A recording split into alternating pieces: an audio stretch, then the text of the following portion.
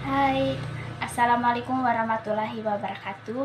Perkenalkan, nama saya Elizabeth Marita Setia, NIM 2023-11-0046, Prodi Manajemen semester 4A Pagi. Baik, di sini saya membuat video ini untuk mengampu mata kuliah studi kelayakan bisnis. Di sini saya ingin menjelaskan materi yang berjudul menyusun laporan studi kelayakan bisnis. Yang pertama itu menganalisis dan menilai studi kelayakan ditinjau dari aspek dan pemasaran pada UMKM. Yang pertama itu latar belakang.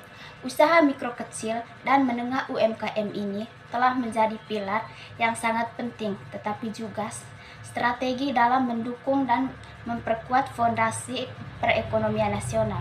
Kontribusinya tidak hanya terbatas pada batas pencipta lapangan kerja bagi masyarakat sekitar, tetapi juga pada penyerapan sumber daya dan tenaga kerja yang berperan dalam memperkuat perekonomian.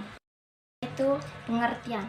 Studi kelayakan bisnis merupakan suatu rangkaian kegiatan yang bertujuan untuk mengidentifikasikan, merencanakan, dan mendalaminya secara komprehensif, melibatkan seluruh aspek dan aktivitas yang terkait dengan usaha dengan tujuan untuk mencapai keuntungan ekonomi atau manfaat sosial.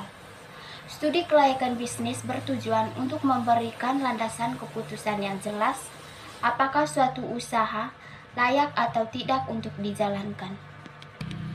Selanjutnya, aspek-aspek dalam studi kelayakan bisnis. Yang pertama itu aspek pasar dan pemasaran, melihat isu-isu yang berkaitan dengan pemasaran dan pasar produksi yang dihasilkan kegiatan usaha. Kualitas manajemen perusahaan akan sangat memudahkan produktif barang dan jasa, distribusi tempat waktu kepada pelanggan, dan kemampuan mereka untuk menjual sesuai dengan target yang diantisipasi. Yang kedua itu aspek manajemen atau organisasi produksi bisnis akan berhasil jika dikelola oleh individu yang terampil, dimulai dengan perencanaan, pelaksanaan, dan pengendalian. Jika terjadi penyimpanan, bentuk dan tujuan bisnis yang harus sesuai dengan struktur yang dipilih.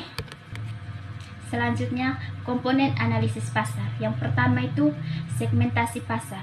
Tentu siapa target pasar yang dilayani, misalnya usia, lokasi, jenis kelamin, atau pendapatan, preferensi. Yang kedua itu ukuran pasar.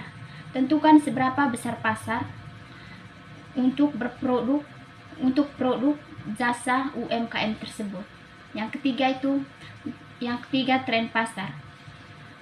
Apakah ada tren pasar yang dapat mendukung pertumbuhan bisnis, misalnya kecenderungan peningkatan konsumsi produk tertentu.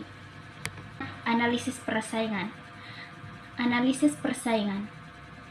Peta persaingan, identifikasi kompetitor utama dan posisi UMKM dibandingkan dengan mereka. Keunggulan kompetitif.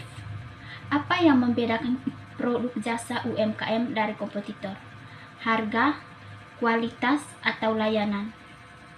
Yang ketiga itu ancaman kompetitif baru.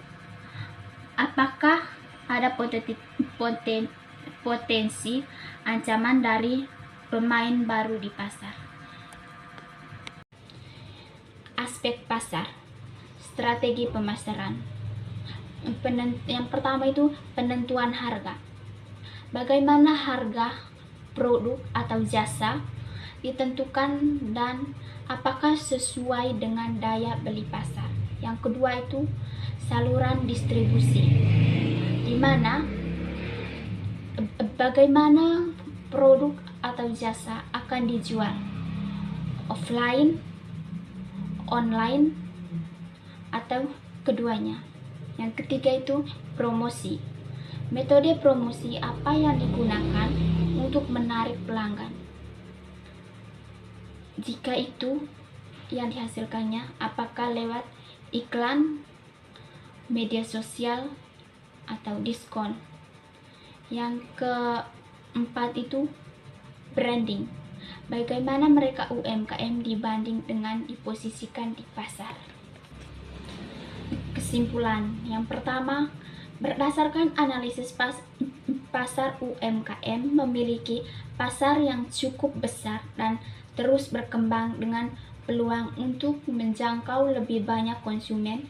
Jika strategi pemasaran yang tepat diterapkan, UMKM memiliki keunggulan kualitas produk dan diferensiasi yang dapat membantu bersaing dengan pesaing yang sudah ada di pasar.